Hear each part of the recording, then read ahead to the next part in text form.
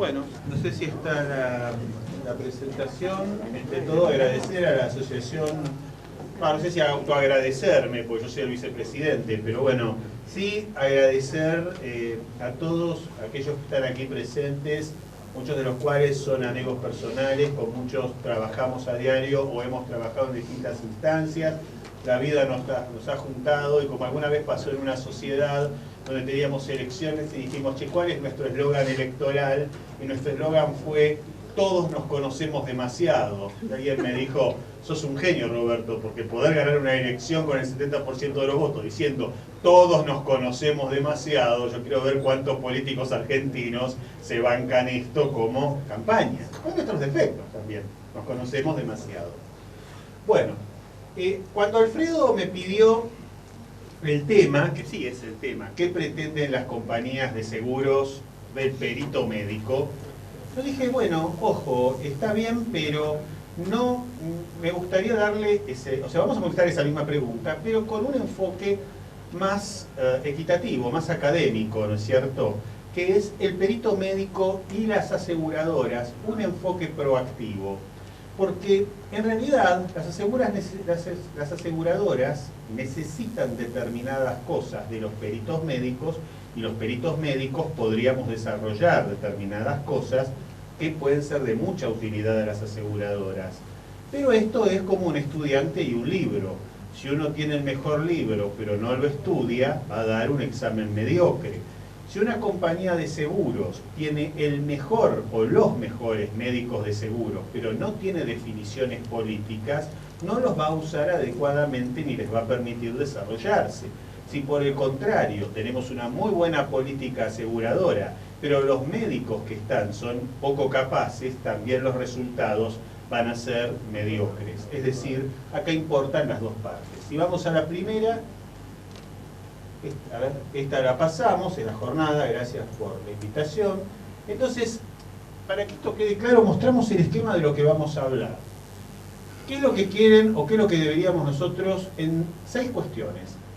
Al respecto de la valoración del daño corporal, en la información que el médico de seguros hace y da, proporciona para la negociación, en el control del proceso de asignación de incapacidades, es decir, cuando nosotros vamos como perito de contralor, que es lo que se espera, cuando somos consultores de la gerencia técnica y comercial, algo que muchas compañías a veces obvian y a veces ha habido resultados desastrosos por la falta de consulta al profesional médico. Y por último, nuestra capacidad académica y tecnológica. Vamos a la siguiente. Respecto de la valoración del daño corporal, hay una fantasía. Hay gente que dice que las aseguradoras queremos esquilmar a los pobres asegurados. Las aseguradoras queremos ganar dinero, pero un resultado técnico es un resultado técnico. Yo calculo la siniestralidad, le cobro a las personas que aseguran una determinada tarifa y pago los siniestros. Con esto, ¿cuál es el planteo? Si yo pago mucho un determinado siniestro, ¿soy bueno, soy malo o más o menos? Evidentemente soy bueno si pago lo justo, porque este es un equilibrio de intereses entre los siniestrados y los asegurados. Los asegurados van a, en última instancia, solventar lo que yo le pago a los siniestrados. Y esto es algo que a veces los jueces no tienen tan en cuenta. Es un equilibrio exacto en el que hay que buscar, donde sea razonable y sostenible el sistema. Por el otro lado, cuando valoramos el daño corporal, es muy importante la documentación completa y clara de la valoración que estamos haciendo para el análisis siniestral.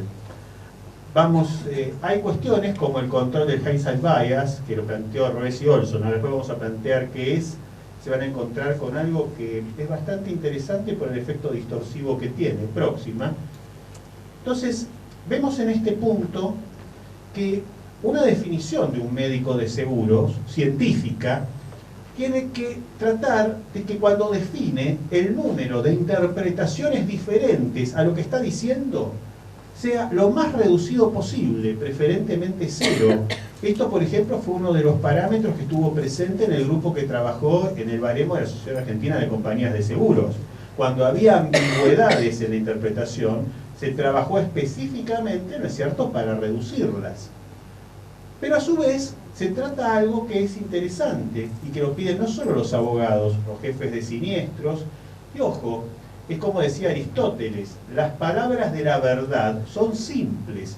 La definición debe ser tan sencilla como sea posible y evitar algo que los médicos tenemos que comenzar a analizar si somos valoradores del daño corporal. Dos cuestiones, la vaguedad y la ambigüedad. Si pasamos a la próxima diapositiva,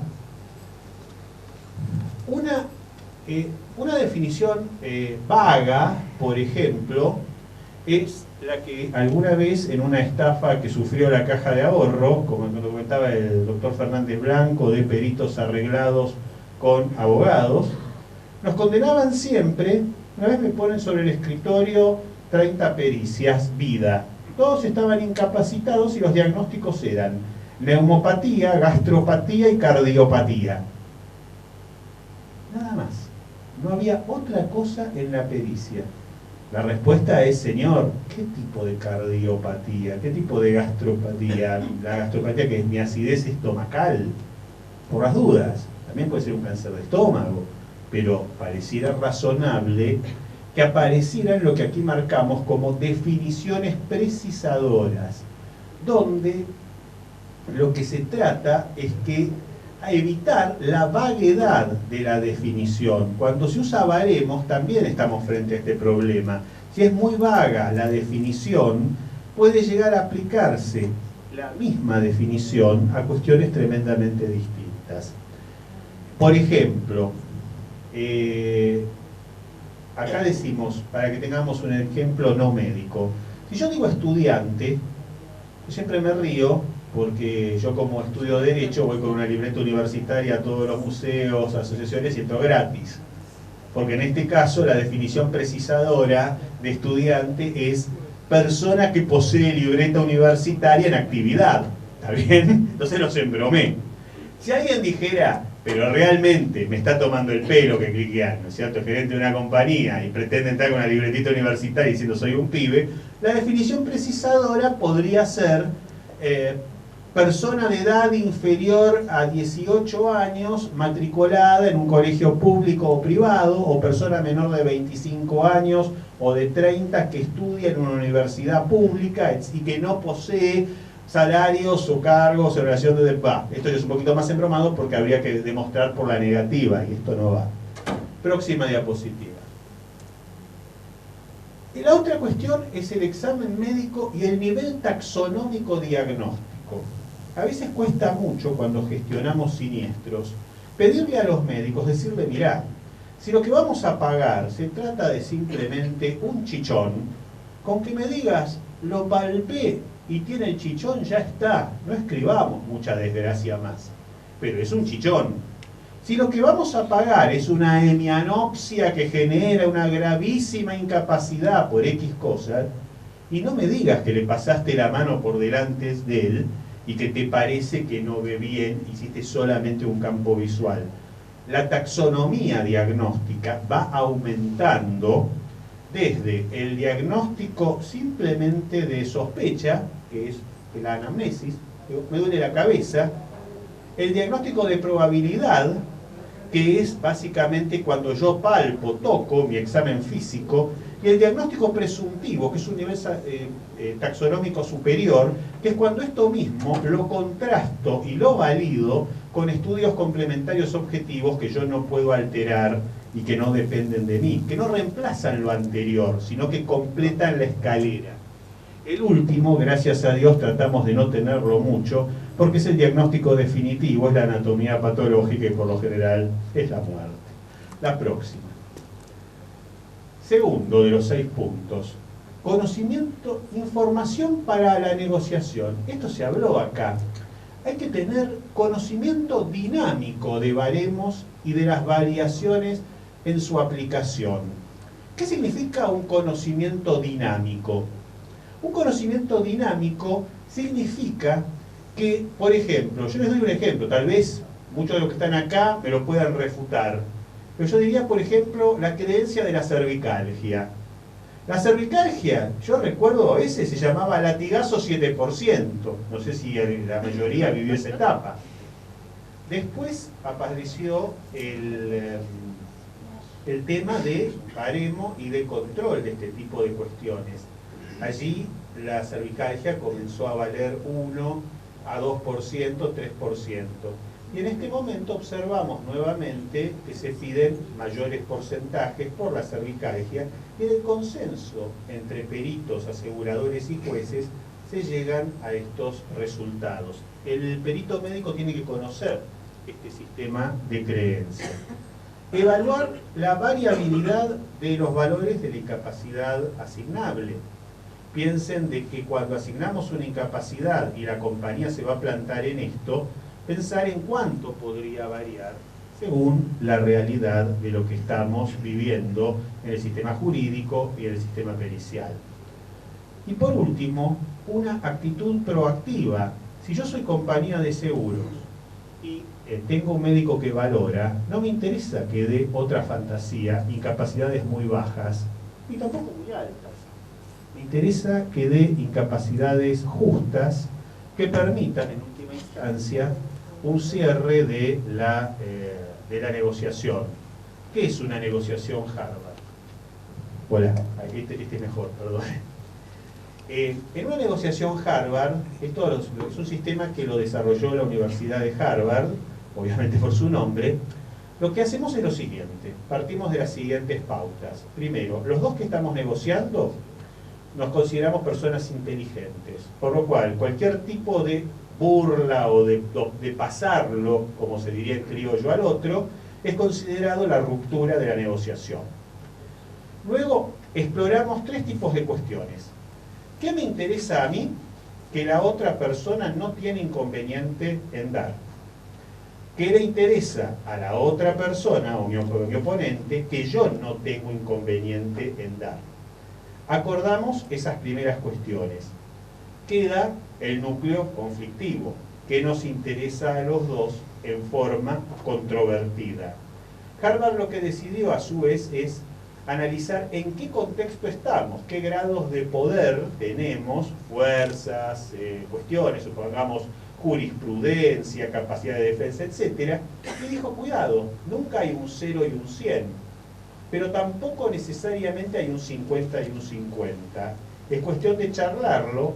Y además, ¿usted cómo llega a ese equilibrio? Es muy fácil.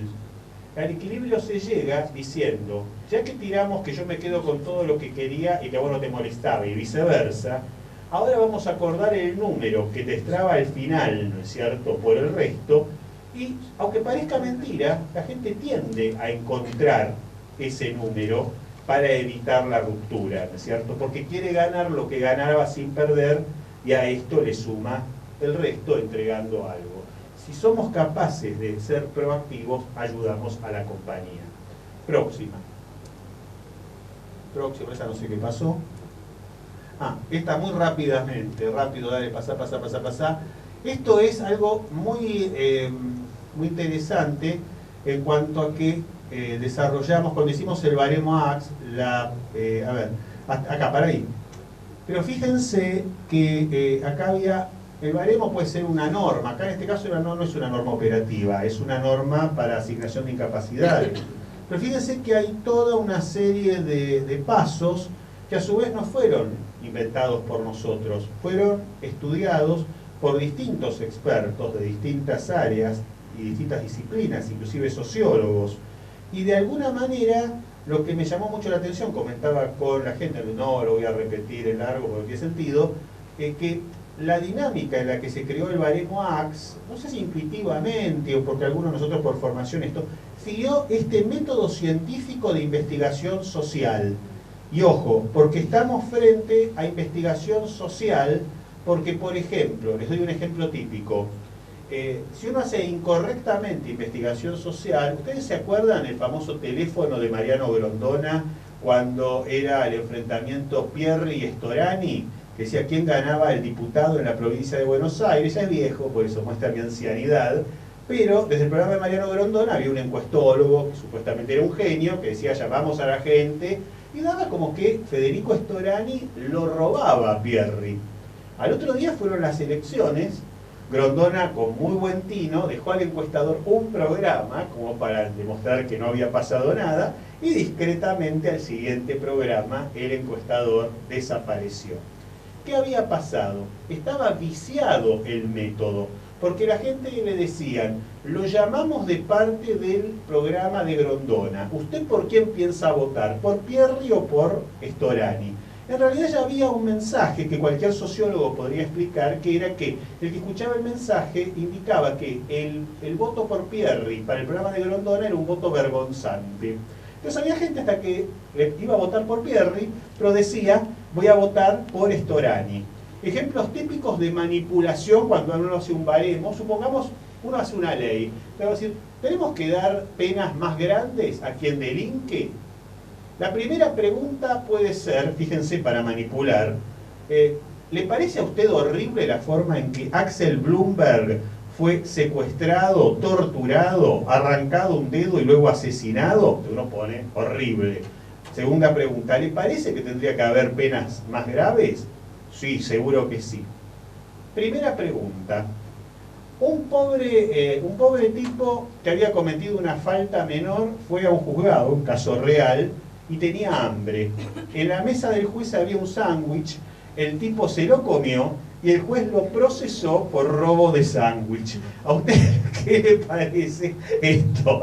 Obviamente me parece un ridículo. ¿Usted cree que debe haber penas más graves? Por supuesto que no. Entonces hay que tener mucho cuidado cuando uno arma baremos, consensos o definiciones, de no inducir, ¿no es cierto?, la definición del que va a opinar. Próxima, por favor. Vamos más, otra más, otra, ahí está. Cuando estamos controlando lo que hablaba la primera mesa en el tema del control de la pericia, y nosotros generamos control de incapacidades, ojo con esto, porque tenemos que saber hacer lo que yo llamo, perdonen si alguien no lo comparte, coaching médico. ¿Esto qué quiere decir? Yo no estoy diciendo que el perito oficial sea ni bueno, ni malo, ni inteligente, ni tonto. Simplemente digo que es un ser humano. Entonces, si yo, por ejemplo, tengo un sistema jurídico, fíjense, esto es el absurdo más grande que tienen las compañías de seguros. Yo lo que pasa es que, bueno, voy a morir derrotado, es decir, yo lo digo 20 veces, pero bueno, lamentablemente te puedo decir, pero muchachos, realmente nos iría mejor, y nos iría mejor por nada raro, ¿eh? Se entra a una prueba pericial, se designa, se piden puntos de pericia, esto por lo general se le pide a la gerencia médica o al consultor médico a quien correspondiera. Pero después, el caso es enviado a un estudio jurídico que cobra un determinado arancel fijo por mantener este caso. Solamente va a ser condenado o va a ser sancionado por la aseguradora, el estudio jurídico, si comete alguna falla de procedimiento. ¿Ustedes qué creen que hace el estudio jurídico que cobra 5.000 pesos por cada juicio? A. Manda al chico de la tablita todos los días a ver si se produjo prueba. B. Hace llamar al perito para tratar de que esto se litigue lo más rápido posible. O C. Dice, bueno, flaco, cuando nos enteramos de algo, evitemos caer en mora, cobremos todos los 5.000 pesos que podamos y que sea lo que Dios quiera. No los vamos a poder cambiar, jamás van a cambiar, porque además, para controlar pruebas médicas, perdonen si hay un abogado, pero los abogados son inútiles. Los únicos que podemos controlar pruebas somos los que hemos vivido de peritos. O sea, yo no hablo de mí. Por ejemplo, yo no dudaría en pedirle a Cristina Batista que se ganó la vida de esto, ¿no es cierto? Es decir, somos gente que conocemos. ¿Qué va a hacer esa persona? No va a hacer nada raro. Simplemente va a decir, fíjate en autos, ¿quién es el perito? Fulano de tal, llamarlo, doctor, ¿cuándo piensa citar? Me avisa cuando eso escrito, y ya ese profesional que tal vez estaba en su casa durmiendo, dice, me llamó el colega, está bien, saquémoselo. Y eso nos permite simplemente llegar a un resultado de pericia, entregárselo al abogado debidamente controlado. Y cuidado, una compañía de seguros que va juntando reserva, reserva y reserva por casos que no terminó de liquidar, está en un problema severo. La pregunta es ¿por qué no usás a tus médicos para acelerar los casos? O hasta si querés ser siniestro, en un caso que vas a perder. Yo a cualquiera de los médicos que conozco acá, que hay muchos peritos realmente muy calificados, le digo, tratá que esto no termine nunca. Y yo les puedo garantizar que la mayoría de ustedes pueden lograr, no sé que no termine nunca, pero que dure años, ¿no es cierto? Sin lugar a dudas, porque generan determinadas medidas que hacen de que esto dé vuelta, vuelta, vuelta y vuelta. Esto es una cosa de locos. Los jueces son discapacitados mentales, algunos, y otros son jueces muy probos. Pero yo siempre recuerdo que a veces hasta la picardía de un perito puede ser un mamarracho. Resulta ser, acá hay psiquiatras, resulta ser de que teníamos una pericia vida. Esto ya, bueno, si en 10 años prescribe un asesinato, esto ya debe haber prescrito hace mucho. Y viene una abogada que era encantadora, una chica de esas que uno se queda ahí medio como flasheado. Y me dice, ay doctor, yo necesito que impugnemos esta pericia. El pobre hombre era un alienado absoluto, yo no sé por qué no le habíamos pagado la incapacidad, daba lástima. Y yo digo, pero no sé qué poner acá, esto es más que evidente. Entonces, no, pero doctor, por favor. Entonces, yo voy a ver qué puedo hacer. Entonces la leo. Fíjense lo que puede el poder de la chicana. Digo, toma, presentá esto, que te van a hacer lugar, pero después anda corriendo a cerrar el caso. Entonces viene al otro día, doctor, usted es un genio. Yo presenté esto y el juez lo mandó al cuerpo médico forense, con consideraciones que es necesario averiguar si hay severos errores en esta pericia. Y vamos a descubrir estos severos errores, vamos a ganar el juicio. Bueno, querida, el pobre hombre está más loco que un plumero. Yo lo único que hice fue mirar que el pobre perito no había colocado la edad del señor en la pericia. Entonces escribí una sanata al mejor estilo de Fidel Pintos, muy técnica, con mucho lenguaje supuestamente críptico, ¿no es cierto?, hablando de consideraciones metodológicas que yo creo que hasta si agarramos a Michel Foucault no las entendería, pero le puse al final, yo entiendo que su señoría, al ser lego, difícilmente pudiera involucrarse en este debate psiquiátrico. Yo no soy psiquiatra, les aclaro, no tengo la menor idea. Sin embargo,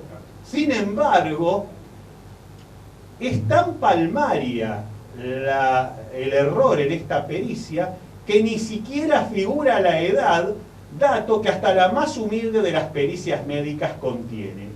¿Cuál fue el razonamiento del juez? Miró si figuraba la edad, no figuraba la edad, se lo mandó al cuerpo médico forense. Por supuesto, el cuerpo médico forense cayó en manos de unos amigos que por suerte se cerró el caso antes, me llamaron, che, Roberto, esto es juego sucio, ¿no es cierto? La próxima que hagas esto, te llamamos mal. Pero con esto, ¿qué quiere decir? Hay mucha posibilidad de cualquier parte y tenemos que saber cómo controlamos esta situación. Tenemos que saber entonces trabajar en equipo con nuestros abogados y nuestros jefes de siniestros. Es decir, si nosotros sabemos trabajar en equipo, entonces la cosa anda bien. Pero el equipo es que ellos nos quieran a nosotros y nosotros a ellos. Próxima. Acá tienen algunos de los efectos. Fíjense, esto fue lo que embaucó al juez. O sea, al juez lo embromé, esta es la explicación técnica, efecto Zeigarnik.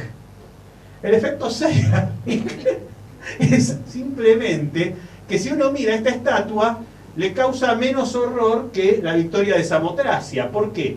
Porque esto está incompleto, ¿no es cierto? Entonces al juez le pegaba más la incompletitud, ¿no es cierto?, de la falta de edad, que todo, toda esta estatua hermosa, ¿no es cierto?, que era lo que había escrito el psiquiatra, que había escrito una pericia brillante. Pero bueno, faltaba la edad. Próxima. La próxima. Cuarto de los 6 puntos. Consultoría para gerencias técnicas y comerciales. Cuidado con esto. A veces se desarrollan pólizas en compañías de seguros que tienen, entre otras cosas, la maldita idea de dicen, esto se hizo en Norteamérica, listo, acá lo copiamos, lo traducimos y es fenómeno porque los yanquis no se equivocan nunca.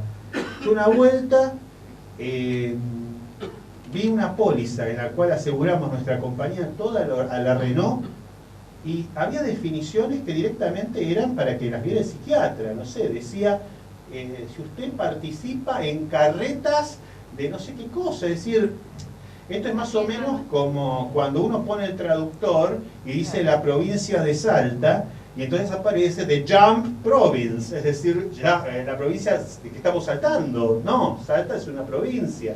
Entonces, cuidado, desde que nosotros pudimos trabajar en la caja en equipo, apareció un gerente técnico muy capacitado, se llama Claudio Dulfano, se pudo modificar esto y crecimos en una serie de cosas, por lo menos para que después, cuando llegamos a una instancia de que nuestro asegurado quiere ver qué es lo que le habíamos cubierto, o vamos a litigar, o lo que fuera, que realmente lo que esté escrito sea razonable y no cualquier cosa.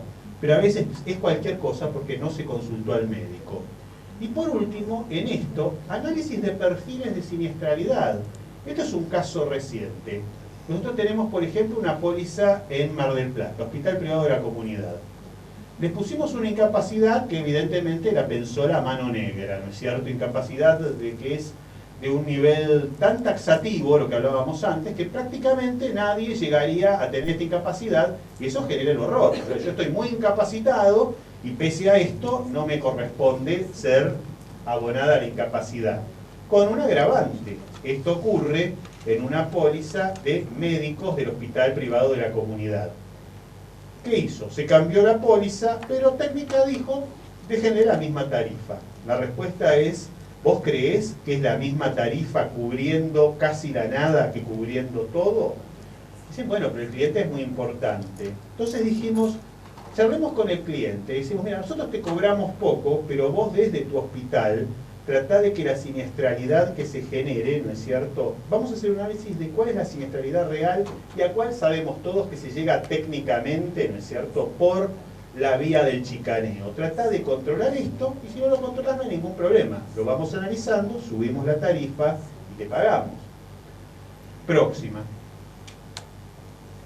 Esto es lo más divertido de todo, el hindsight bias. Cuando quiebra Enron en los Estados Unidos, Enron, Arthur Andersen, que era la consultora, salió a decir, señores, yo la tenía calificada como AAA. Y al día siguiente quebró, es decir, tenía cero riesgo y al otro día caput. Entonces los accionistas dijeron, mira, Enron quebró, pero usted, Arthur Andersen, usted es confiable, págueme usted a mí, porque por su mala praxis de análisis yo fui a la quiebra. Y Enron utilizó una estrategia que se llama hindsight bias, que tenemos que controlar. La próxima. Lo habían descrito en las Olimpiadas del 94, Medvedev, Madej y Gilovic, que veían algo. Ustedes miran en una Olimpiada quién ríe y quién llora. Fíjense que por lo general, el que ganó obviamente ríe. El tercero ríe. ¿Pero se fijaron siempre que el segundo está más triste que el tercero? De entrada se pensó que era fácil, si llegamos a una final de fútbol, el tercer puesto es haber ganado el partido, digamos, de revancha después de haber perdido la opción de llegar a pelear segundo con primero. Entonces yo estoy más contento porque soy tercero. Pero el primero está contento porque ganó y el segundo acaba de perder. Pero fueron a mirar otra cosa. Atletas que estuvieran corriendo todos juntos en una línea, una carrera de atletismo. Y de vuelta, el primero, el segundo y el tercero, el primero reía, el tercero reía y el segundo lloraba. ¿Qué había pasado? ¿Por qué ocurría ese error valorativo que nosotros podemos incurrir? Porque el segundo había entrado al podio, igual que el tercero lo veía como su redención, pisé el podio, y el segundo ya dentro del podio no había logrado la cima. Entonces, básicamente esto genera que ante ciertos efectos hay sobrevaloraciones, y esto está vinculado por psicólogos como Fischoff con algo que es, ¿a ustedes les pasó alguna vez que sale un número de lotería o de la quiniela o de lo que fuera y dicen, che, pero yo sabía que iba a salir este número? A muchos nos pasó. Entonces lo que dijimos es, bueno, si a alguien le pasó, le pediría si en este momento me puede decir qué número sale la quiniela de mañana a la noche, y hacemos un experimento. Yo pongo 500 pesos y pone 500 pesos, y ganamos los dos juntos o perdemos los dos juntos. Bueno, ahí se dan cuenta que no es fácil hacerlo. Al juez de Enron y fundamentalmente Andersen le dijeron, no, conociendo el resultado, todos pensamos que se podía saber lo que iba a pasar. Esto es mentira. Andersen había analizado bien, pero hay hindsight bias. Pero como los jueces norteamericanos no son ningunos idiotas, a ver, me dijeron, es posible, pero entonces hagamos una cosa, D-bias. ¿Qué es D-bias? Muy bien, volvamos a la situación, a la información que tenía Arthur Andersen al momento de decidir lo que decidió sin conocer los resultados, y en forma abstracta, no con el resultado conocido, veamos qué decisiones hay que hacer. Y esto es interesante cuando tenemos que defender casos de mala praxis o, digamos, posturas nuestras. La gente piensa que una buena acción es un buen resultado y una mala acción es un mal resultado. Eso es falso. En realidad hay 4 posibles diadas. Buena acción, buen resultado. Buena acción, mal resultado. Mala acción, buen resultado. Y mala acción, buen resultado. Perdón, mala acción y mala acción, mal resultado. Yo lamentablemente no tenía. Había una que era muy divertida. Era un pobre iraquí que se había tirado al suelo a orar y por arriba pasaba un misil. Entonces, que obviamente salvaba su vida. Entonces la conclusión era que teníamos que vivir todos tirados al piso con la nariz en el suelo. Obviamente a nadie se le ocurriría esto, aparte moriríamos si pasamos la vida con la nariz en el suelo. Sin embargo, aparentemente esa acción daba ese resultado y hasta en el caso puntual había ser cierto. Pero no por esto habría que aconsejarle a la gente que debiera de vivir con narices al suelo. Próxima. Lo que decimos entonces es el asesoramiento técnico, cuando analizamos también perfiles de riesgo sobre asegurar, no asegurar o tipificar el riesgo, una extra prima. Próxima. Y por último, la capacidad académica y tecnológica. Hoy por hoy es necesario, si vamos a asesorar sobre pólizas que se desarrollan, para el que lo haga, no para el que no lo hace, tener conocimientos estadísticos y actuariales para poder asesorar específicamente. Si vamos, esto sí es más importante, el perito puro no, pero los que gestionamos en compañías de seguros, ojo, en varios rangos, ya tenemos que saber manejar tecnologías de información y comunicación en forma muy intensiva. O sea, los principales debates en foros en LinkedIn, donde muchos de nosotros somos miembros, es si las aseguradoras tendrían que subir e interactuar todo a nivel de la nube. Todavía es un debate bastante importante, porque también hay medidas de seguridad. Aparte aparecen a veces problemas bastante severos. Por ejemplo, en el Hospital Durán de Buenos Aires, donde yo trabajo, entonces investigación, el laboratorio lo sube todo a una nube, pero después lo puede ver hasta el gato. Y después estamos en un problema severo, porque si yo puedo ver el análisis de otro paciente, ¿a dónde está la privacidad? Se gana mucho en velocidad, porque el médico en la sala entra y acelera, pero no necesariamente en esto. Y fundamentalmente algo que decía Henry Jenkins. Jenkins es algo así como el científico que apareció después de Nicolás Negroponte en el Instituto Tecnológico de Massachusetts. Negroponte decía que íbamos a terminar todos con un único aparatito y todo digitalizado. Yo también me la creí, escribí mi tesis y dije exactamente eso, y creyéndole a Negroponte. Lo que pasó finalmente fue que la mayoría de los aparatos que hoy tenemos, por los cuales referimos información, son incompatibles entre sí. Y que lo que convergió en realidad fue la propia información. Por último, que quien gestiona tiene que ser un capacitador de capacitadores. Y esto es un desafío muy importante. Por eso a veces la asociación, y nos planteamos este desafío, de generar un fenómeno que en UBA lo logramos, que es inteligencia colectiva. No pasa porque vos digas, ay, mirá, qué lindo lo que yo digo. No, eso no suma. Si es muy lindo lo que decís, busca otro que dice otras cosas lindas, enriquecelos. A cada santo su vela y en la medida que le corresponda. Y en medio de esto, inteligencia colectiva que nos hace crecer a todos, y si es una empresa, inteligencia corporativa. Recordemos, yo digo, por ejemplo, por la gente que me tocó trabajar en la vida, muchos de ellos están acá, la pregunta que uno haría es, ¿ellos son superiores o inferiores a mí? Y la pregunta es, ¿en qué? En ciertas cosas me superan ampliamente, en otras cosas podría tal vez superarlos yo. Pero eso ni siquiera es bueno ni malo, sino que cada uno de ellos tiene habilidades específicas. La buena capacidad de gestión de una asociación es encontrar la habilidad específica de cada uno y sumarlo a un proyecto colectivo. Y si lo hace una empresa de seguros, mejor, porque gana dinero. Pero a veces estamos bastante lejos de eso, más allá de que algunas de los integrantes lo intentemos, porque necesita un consenso muy amplio y bastante humildad. Ojo, piensa que uno puede decir, yo quiero brillar, sí, Franco, pero brillar en el trabajo colectivo. Te van a reconocer, porque se ve, está a la vista. Próxima. Esto que yo propongo no es algo utópico. Hace unos pocos días, del 5 al 9 de noviembre, nos reunimos todos los profesores de UBA que estamos tecnificados, por decirlo de alguna manera, ingenieros, abogados, sociólogos, filósofos, médicos, etcétera, desde las secretarías académicas de nuestras facultades, en un encuentro que postuló el rectorado que se llama UBATIC. Este encuentro realmente a mí me fascinó por lo que habían hecho. Nosotros los médicos estamos bastante atrás en relación a otras especialidades, pero lo que se vio realmente, TIC es Tecnología de Información y Comunicación. Estamos tratando de que la Asociación de Valoración del Daño Corporal, a través de la página que desarrolló el doctor Lavalle, pero fundamentalmente de la interacción que podemos generar nosotros, nos permita entre todos comunicarnos y generar cosas. Si tienen tiempo, miren un poco, esto se puede mirar sin haber participado del encuentro. Fíjense porque hay cosas muy interesantes. La página es del rectorado de la UBA, lo único que hay que escribir, no W ni nada, sino se escribe encuentroubatic, tal cual como es, .rec.uba.ar, y si no lo encuentran, está en mi blog, está el link, pues están todas estas diapositivas, rqueclubblogspot.com, encuentran esta diapositiva y pueden ir al UBATIC. La próxima.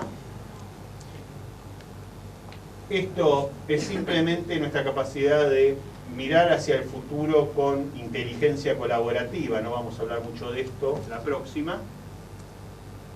Esto sí es interesante. En base a la experiencia siniestral, no puede ser que nos pasen cosas y que nunca hagamos nada. Tenemos que armar un círculo que nos permita ir aprendiendo de nosotros mismos, armando círculos virtuosos y no círculos viciosos. Próxima. Y simplemente la síntesis. Lo que dijimos al comienzo. Capacidad, si fallaba este nivel, el del individuo que tiene que usar la tecnología y la norma, el resultado terminaba en el demonio. Proactividad, si el individuo es capaz, pero es un alienígena y no es capaz de integrarse a un equipo de su propia habilidad, tampoco sirve. Y resultados, porque si somos todos bien intencionados, pero nuestro resultado no lo logramos, y bueno, tendremos que pensar que en algo hemos fracasado. Próxima. Y bueno, simplemente como dice esto, la filosofía, ¿cuál es el sentido de la vida? Esto nos pasa a veces en una valoración, y este muñeco dice, sería mejor tener un multiple choice. Realmente es muy difícil definir a todo esto. Gracias a todos por haberme escuchado.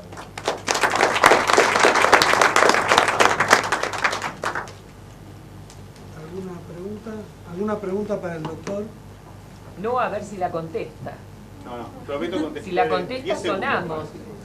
Una pregunta técnica. Cuando tenemos que pedir los estudios de las ART, cuando el actor pasó por la evaluación de la RT para la incapacidad, no los tenemos, ¿por qué no hay una mayor colaboración de las ART para darnos a los peritos esos estudios? La respuesta es la repetición de su pregunta, doctora. Yo tampoco lo sé. O sea, normalmente si usted le pregunta a la mayoría de los gerentes médicos, nosotros preferimos gastar unos pesos en estudios que sepamos que son veraces, que dejar que se haga un estudio en cualquier lugar y de cualquier forma. Con lo cual yo gasto poco y gano mucho. Salvo que usted me pida sea algo totalmente delirante o carísimo, o que usted lo que esté haciendo es pescando. Es decir, cuidado también con eso. Usted me pide una resonancia de rodilla, el solo efecto de ver si encuentra alguna imagen defectuosa, yo le digo, páguela usted, ¿no es cierto? Pero si usted lo que encuentra es una alteración razonable que permite esto, a veces, bueno, creo que es un defecto de las compañías que a veces por cuestiones operativas no pagan cuando yo, por lo menos en mi opinión personal, salvo casos donde yo crea que hay manifiesta, digamos, intencionalidad, no de equidad, sino simplemente de utilizar a la aseguradora, pero todo demás casos se lo pagaría sin ningún problema. Yo me refiero incluso a los estudios ya hechos, no me estoy pidiendo estudios. Bueno, ahí, ¿Por qué ahí es, no sé si de todos modos acá hay otras personas que son también jefes de aseguradora. Yo por lo menos les puedo decir en la mía de que a veces es como toda burocracia. Si yo le pago a usted, yo soy el responsable del siniestro. En siniestros eso se llama costos ALAE, ¿no es cierto? O sea, costos que le voy sumando al siniestro. Entonces me empeora el resultado técnico. Entonces yo digo, bueno, si no tengo por qué pagarlo, ¿por qué habría de pagarlo? Yo en realidad no me malquistaría con los peritos por muy poco dinero, pero bueno, son políticas, realmente no. Yo eso no lo entiendo. Bueno, Gracias a todos. gracias Roberto. Muchas gracias. Gracias a todos. Damos por terminado entonces la jornada. Gracias. Yo ninguna, gracias a Dios. Yo soy gerente médico de siniestros.